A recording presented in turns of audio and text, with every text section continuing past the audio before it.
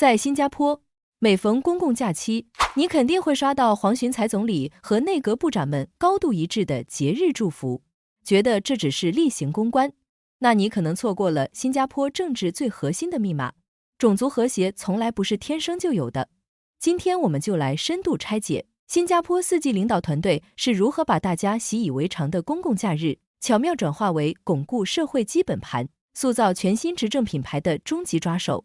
要真正看懂这套政治操作，我们得先回到新加坡社会最脆弱也是最核心的基本盘。大家都知道，新加坡是一个高度多元种族的国家。根据统计局的最新数据，本地华族占多数，而马来族、印度族等少数族群加起来占比超过 25%， 其中穆斯林人口占比约在 15% 左右。在这样一个文化、宗教高度交织，甚至容易产生摩擦的社会环境里， IPS 政策研究所的调查显示，本地的种族宗教和谐指数却长期稳居全球高位。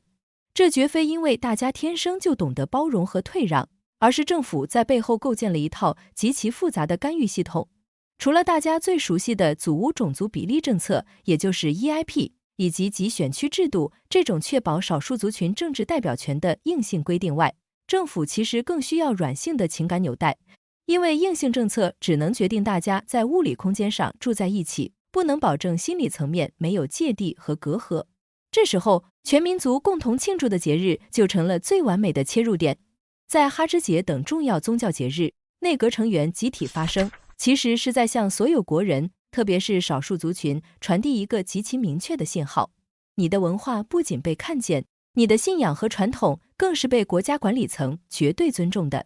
这种看似例行的仪式感，实际上是对冲潜在社会撕裂风险的日常微观操作，是维持各族群之间那份隐形社会契约的基石。那么，现在的4季团队和过去相比，在处理这种节日祝福的方式上，到底发生了什么实质性的改变？如果我们把时间线拉长，仔细对比历任领导人在社交媒体上的沟通风格，会发现一个非常清晰且耐人寻味的转变。在李显龙总理时期，节日问候往往带有大家长式的权威感和定海神针般的作用。当时的核心信息高度集中在总理个人的官方账号上，传递给整个社会的是一种稳如泰山、一切尽在掌握的安定感。但随着黄循财总理带领的4季团队全面接棒，这种单向的以个人为中心的沟通策略发生了非常微妙的调整。当下的社会语境变了，年轻一代选民更看重团队协作、平等对话和倾听，对政治人物的期待也从过去那种全能的个人权威，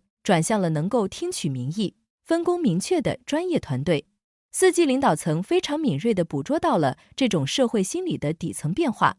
比如在刚刚过去的哈芝节期间，不再仅仅是总理一人向全国发表讲话，而是多位内阁成员在各自负责的选区里，穿着传统的马来服饰，用更加接地气、贴近民众的口吻，在不同的场景下共同传递同一个核心信息。有的部长在清真寺分发食物，有的参与社区的祈祷活动，还有的在祖屋底层和居民交流，但他们贴文的内核都在高度强调团结、包容和相互奉献。这在政治传播学上叫做去中心化的统一叙事。它非常巧妙地呼应了黄循财总理主推的新加坡携手前进运动。通过这种多点触发的集体行动，4季团队不仅向外界展现了内部紧密无间的协作能力，也向公众平滑过渡了全新的执政品牌形象。他们迫切想传达的是，国家未来的运作不再单单依靠单一的个人权威，而是靠一个稳健、务实，并且深深扎根于基层的集体来共同带领。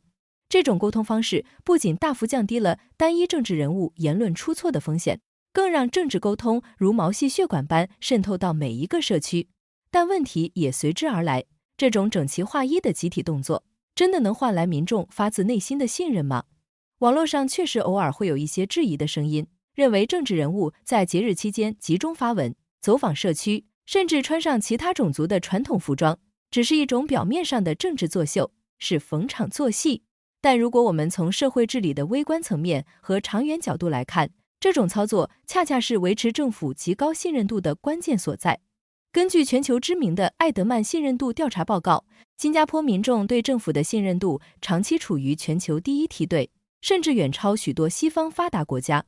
这种高信任度绝对不是靠发几篇官方文告、喊几句口号就能凭空产生的，它需要政府通过日常的社会契约管理，在日复一日的互动中一点一滴地积累起来。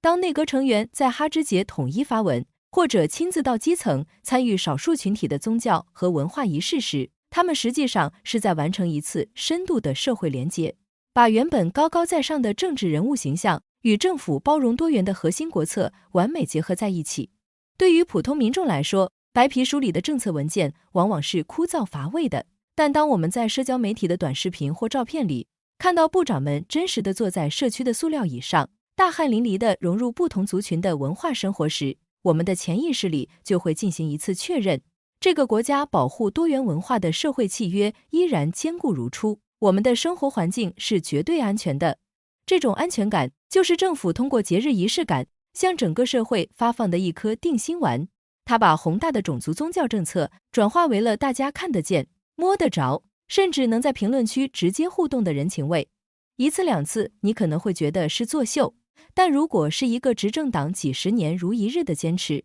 这就成了维系社会稳定最坚固的基石，也是对抗网络时代信息茧房和极端情绪的最佳武器。下次在公共假期刷手机，再次看到部长们的节日祝福时，不妨多停留几秒钟，仔细品味一下背后的深意。在新加坡，节日从来都不只是日历上用来休息放假的红日子，它们是国家机器高速运转时的社会治理仪表盘，更是我们普通人观察和评估四季领导层执政风格的最佳窗口。通过这种高度统一却又去中心化的仪式化表达，黄循财团队正在用一种更加现代、更加柔性，也更符合年轻一代心理预期的方式，精心维护着我们赖以生存的社会契约。面对日益复杂的全球地缘政治和容易撕裂的网络舆论环境，这种看似不起眼的节日政治学，其实正是新加坡保持独特竞争力的秘密武器。作为生活在新加坡的一分子，你有没有感觉到最近几年政府在社交媒体上的沟通方式确实变得不一样了？你对这种团队协作式的政治传播有什么看法？欢迎在评论区留言，分享你最真实的观察和感受。如果你觉得今天这期视频的深度梳理对你看懂本地热点、理解政策逻辑有帮助，请记得点赞并订阅我们的频道，你的支持是我们持续创作的动力。我们下期节目再见。